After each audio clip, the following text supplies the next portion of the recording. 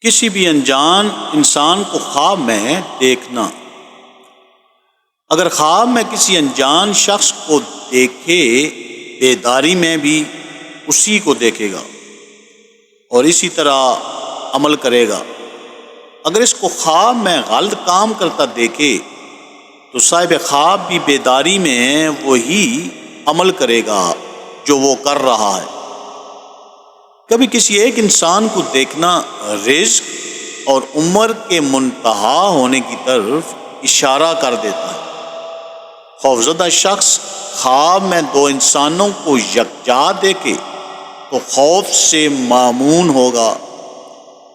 تین اشخاص کو دیکھنا گناہوں سے بچنے کی بشارت ہے۔